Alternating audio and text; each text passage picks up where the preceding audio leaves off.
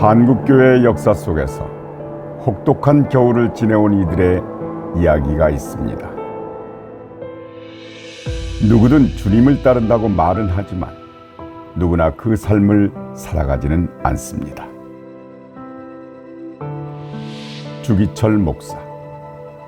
그는 일제강점기에 신사참배 반대운동을 통해서 한국교회의 신앙을 수호하고자 투쟁했습니다. 그리고 1944년 4월 21일 향년 46세에 차가운 평양 형무소에서 하늘의 별이 되었습니다. 손양원 목사. 그는 여순 사건 당시 두 아들을 죽인 원수를 용서하고 도리어 양자 삼아 사랑하였습니다. 손 목사는 원수를 사랑하라는 예수님의 가르침을 몸소 실천하면서 화해와 용서를 보여준 것입니다. 그리고 1950년 9월 28일 향년 48세의 여수 애양원에서 한센병 환자를 끝까지 돌보다 공산 세력에 의해 체포 후 주님의 품에 안겼습니다. 이 밖에도 한국의 수많은 순교자들이 하늘의 미랄이 되어 땅에 묻혔습니다. 이들의 순교 정신은 그들이 삶 속에서 사랑으로 실천하며 지키고자 했던 것, 바로 예수의 십자가를 우리는 기억해야 합니다. 우리는 사실 하나님의 존재를 피상적으로나마 느끼며 살아가고 있습니다. 하나님께서는 하나님을 신실하게 따르는 믿는 사람의 모습을 통해 예수님을 볼 수 있게 해주셨습니다. 앞서 보았던 주기철, 손양원 목사님 같은 분들을 예로 들 수 있죠. 한국 근현대사와 맞물려 고초를 겪은 한국교회는 이 순교 정신을 바탕으로 세워져 갔습니다. 그렇다면 한국교회의 현주소는 어떤 모습일까? 순교 정신, 예수의 십자가가 우리 삶에 새겨져 있을까? 우리는 순교에 대한 생각을 성도들에게 물었습니다. 존경스러웠어요. 순교는 하나님 예수님의 신앙을 지키기 위해 돌아가신 거니까 그분들의 신앙을 본받을 만하다고 생각해요. 제가 주기철 목사님 영상을 본 적이 있었는데 왜 저렇게까지 고문을 당해야 하나 보는 저까지 억울하게 느껴졌어요. 순교는 내 삶과는 좀 거리가 먼 목사님이나 선교사님들께서 할 수 있는 거 아닌가라는 생각이 들어요. 저는 올해 80이 넘었습니다. 살아오면서 전쟁도 겪고 어려운 시절도 지내왔지만 믿음을 지키는 일이 가장 큰 사업이었던 것 같습니다. 순교라는 건 단순히 목숨을 잃는 게 아니라 믿음을 끝까지 붙잡는 일이잖아요. 그분들의 피가 지금의 교회를 교회답게 세웠기에 존경받아 마땅하다고 생각합니다. 근대사를 보면 어린아이 할 것 없이 일제강점기와 6.25 전쟁을 겪으면서 신앙 때문에 목숨을 바친 사람들이 많은데 과연 나라면 순교할 수 있을까 하는 물음표가 생기는 것 같습니다. 나라면 예수님을 부인하지 않고 목숨까지도 내어놓을 수 있을까? 잘 모르겠어요. 손양원 목사님이나 주기철 목사님처럼 바로 내어드리기에는 좀 무섭고 고민돼요. 저도 예수님을 믿고 있는데 제가 목숨을 바쳐본다는 생각을 해본 적은 없거든요. 근데 실제로 그런 상황이 오면 좀 두려움이 클 것 같고, 근데 예수님이 저를 위해 희생하셨다는 걸 생각하면 부족하지만 그 믿음을 지키고 싶은 마음이 있어요.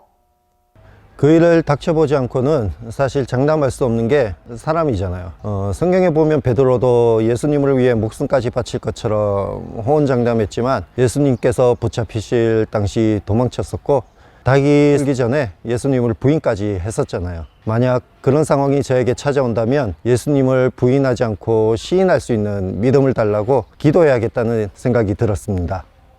글쎄, 그런 순간이 정말 나에게 온다면 두렵지 않다고 하면 거짓말이겠지요. 하지만 이 믿음을 마지막까지 저버리지 않을 거요. 주님께서 나를 붙드신다는 걸 믿으니까요. 네, 실제로 그런 상황이 오면 인간의 본능이 작용할 수도 있을 것 같습니다. 제 진짜 믿음이 드러나는 시험의 순간일 것 같은데요. 저는 솔직히 목숨까지도 내어놓을 만큼 믿음 있는 사람은 아닙니다. 주님이 함께 하시면 능히 이길 수 있을 것이라는 믿음 가지고 고난까지도 예수님과 함께 할 수 있는 진짜 신앙이 되기를 소망합니다. 자, 이제 우리가 사는 시대는 피를 흘려 순교하는 시대가 아닙니다. 다시 말하면 적색 순교의 시대가 아닙니다. 우리의 시대는 백색 순교의 시대라고 말합니다. 무엇을 죽이는 순교일까요? 내 안에 있는 탐욕을, 죄성을, 야망을 죽이고 하나님의 영광을 위해 하나님의 뜻이 실현되는 일을 위해 나를 헌신하는 것이 백색 순교 신앙입니다.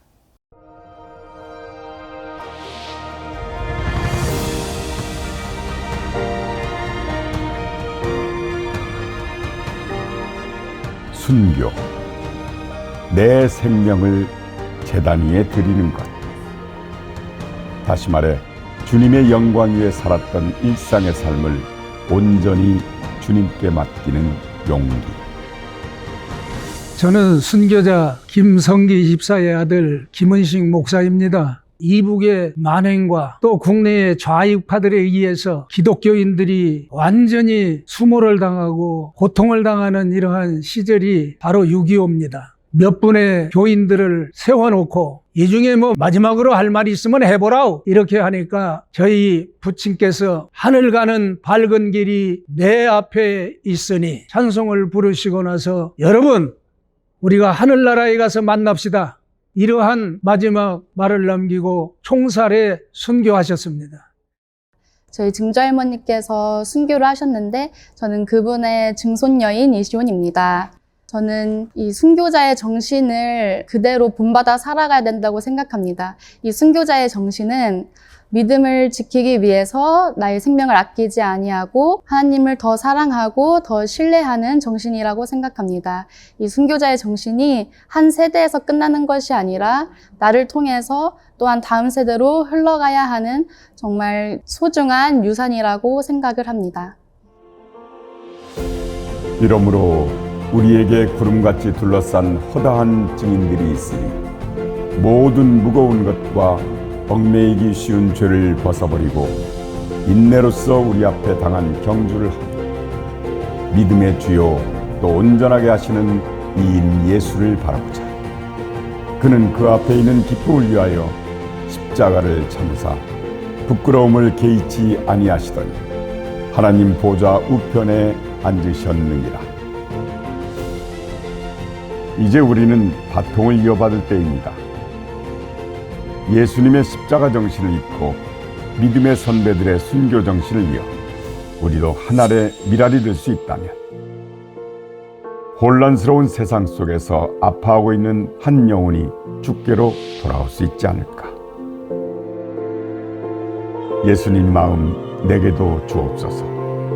예수님처럼 살아가게 하소서. 기독교라고 하는 것은 바로 피의 역사를 가지고 있습니다. 순교자의 피가 없었으면 오늘 우리가 있을 수가 없었습니다. 반드시 복음을 말할 때 말하지 않는 것은 비겁한 겁니다. 복음을 말할 때 분명히 예수 그리스도의 십자가와 부활을 정확하게 말하고 나는 그리스도인입니다 하는 이런 자존심과 자긍심을 갖는 것이 오늘 우리가 사는 순교의 정신을 이어가는 겁니다. 우리가 살아도 주를 위하여 살고 죽어도 주를 위하여 죽나니 그러므로 사나 죽으나 우리가 주의 것이로다. 총회 순교자 기념 사업부에서는 순교자들의 숭고한 순교 신앙을 계승하기 위하여 매년 6월 넷째 주 주일을 순교자 기념 주일과 순교자 기념 주간으로 준수하는 기독교 문화를 전국 교회에 정착시키고자 합니다. 존경하는 목사님들과 장로님 그리고 온 성도 여러분 많은 참여와 기도를 부탁드립니다. 감사합니다. 순교자 기념주일 순교자 기념주일 함께 기억해요. 함께 기념해요. 기념해요. 순교자 기념주일 함께 기억해요. 함께 기념해요. 순교자 기념주일 함께